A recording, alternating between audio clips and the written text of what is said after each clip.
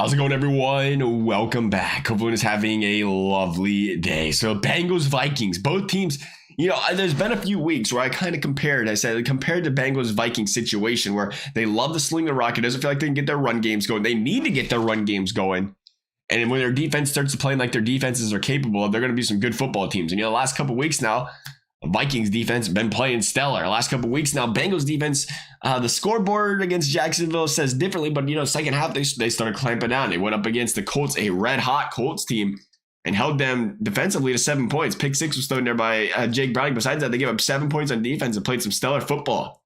Was getting pressure on the quarterback. Vikings, same situation. They go out there and blank the Las Vegas Raiders. Now the Raiders have struggled a little bit offensively this season. They've been, coming back to life a little bit in the last few weeks after the coaching changes.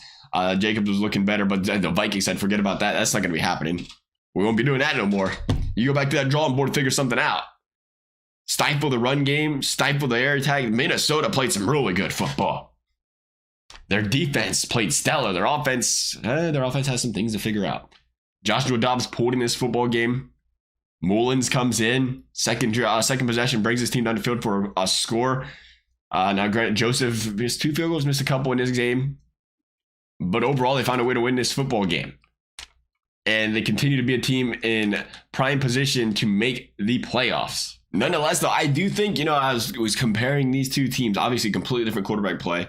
Both playing backup quarterback, completely different quarterback play. But, it felt like the same concept where it's like they got these weapons. If Justin Jefferson is healthy enough to play this week after the chest injury, they got Justin Jefferson. They got TJ Hawkins, who I believe right now is playing as good as any tight end in the league. It might be arguably the best tight end in the league right now.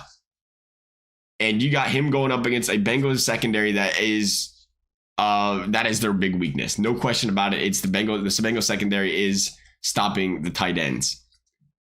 But again, get them into situations, second and long, third and longs where even then it's difficult for them to pick up. And that comes back down to the run game. Madison sprained ankle, likely not to play. I mean, this is what's tough for the Vikings. 3-0 win. They found a way to win that football game. Raiders are great defense. There's obviously no excuse to a 3-point football game though total out of any team. Still some great defensive battle between those two teams. Madison though, finally. We just talked about these two teams' run games. They was both kind of coming together these last few weeks. Starting to get some production out of Madison, and then the sprained ankle comes about. You have to imagine he's going to be out a week or two at least. How's the young man going to do? Ty Chandler. He'd be all right sometimes. Solid running back. But that's what I think it comes down to ultimately is which one of these teams can establish that run game. The Bengals been looking better. The Vikings been looking better. Because I tell you what, if it's second and short, third and short for the Vikings, and you just have to get a little chip pass out there or a little chip and run for TJ Hawkins, they're going to go up and down in this Bengals defense. They had such a hard time stopping Hawkinson. Then you got to go worry about Justin Jefferson out wide. It's a good football team. If things are clicking. But if things are clicking with potentially a new starting quarterback and Mullins coming in here after coming in late last week, Dobbs, first, and this is what will be interesting. Dobbs came in the first couple weeks in Minnesota and was like, man, look at this guy go. Coaching staff did a good job finding getting this guy comfortable, finding him plays that'll work for him, and now teams are adjusting. And we've seen him struggle these past couple weeks. Now it gets pulled. Will we see the same thing this week if he doesn't start? Where right off the bat there ain't some tape, there ain't anything to look at and say, okay, what are the Vikings trying to do with their new starting quarterback? I think that's very possible in this game. I think it's a game where the Vikings first half come out pretty strong, and I think it's a game second half. Lou Anarumo does what Lou Anarumo does, but at best he adjusts to what the Vikings are trying to do, and he really stifles this offense in the second half. And I just think the Bengals offense to go out there and find a way to win this football game. You flip it over to this Bengals offense and what they have to be capable of doing. This is an offensive line that's been playing some of the best football they have played all season, looking like mid-season offensive line form. The last couple of years, so many injuries, so many backup offensive linemen. Even when they started to play better, then the injuries mounted up. If they can stay healthy, knock on some wood, the offensive line's been protecting Jake Browning. Now, Jake Browning's been making them look good because he's getting rid of the football as fast as anybody in the league right now. But at the same time, when he's getting rid of that football fast, not as often. You can kind of tell, we've watched Joe Burrow play for so many years now. It's like Burrow's getting rid of that football so quick, and he's still getting hit, right? It feels like now you're watching Browning. He's getting rid of that football quick. He's making quick decisions. He's making smart decisions. But they're not knocking him down every single play off of that. So you can tell the offensive line is playing a little bit better. He's had some time to drop back and survey the field, make some passes down the field. He has faced some pressure. We've seen it this week against the Colts where there was guys up in his face and he made the play. He stepped up. We didn't step up in his face. He found a way to, lob it over these guys' heads, find the open man with guys in his face. And I think that's the big thing for this man. We've seen his college career. We've seen his high school career. If he's got time to throw football, he's not slinging it across the field.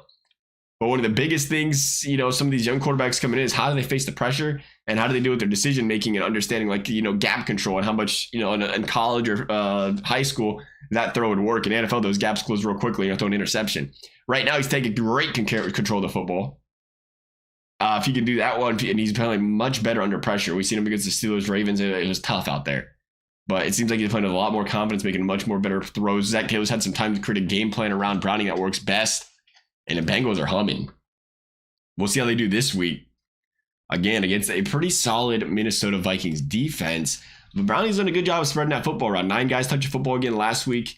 I would expect to see even more Chase Brown. I'd expect to see some screen game action on the Bengals. Vikings did a good job of slowing that down last week. We'll see what they do this week. And I tell you what, that's what I want to see. I want to see me some Chase Brown. Let me see some more Chase Brown. He's gotten a lot more carries these last couple of games, getting him into open space. I think that's the thing, is utilizing your best players in open space, whether it be Chase Brown or Charlie Jones. You want to throw these screen passes, get Charlie in there. I mean, if you're a punt return specialist, that's the guy you want in there. On the screen passes, open field, just follow the blockers. That's the best guy you can throw it to. I'd love to see those guys get involved more. We're seeing it more and more week in and week out of the Cincinnati Bengals. Ultimately, I questioned Zach Taylor 2 weeks ago. I was wrong. I said, hey, the Bengals next week against the Indianapolis Colts. Colts run the football really well. Bengals struggle to stop it. Bengals come out there on defense, standing strong. Bengals come out there playing defense like the championship defense they have played the last couple seasons and completely blanket the Indianapolis Colts. Bengals win by 20. And I said, hey, the Bengals ain't going to handle that game. We're going to lose that one. I tell you what, I'd be fool me once, shame on me. Fool me twice, it should still be shame on me. It's not going to happen a third time. Bengals are going to find a way to win this football game. Bengals going to win this one, I think, 27-20. Love the y'all's thoughts. Thank you for watching. We'll see you next time.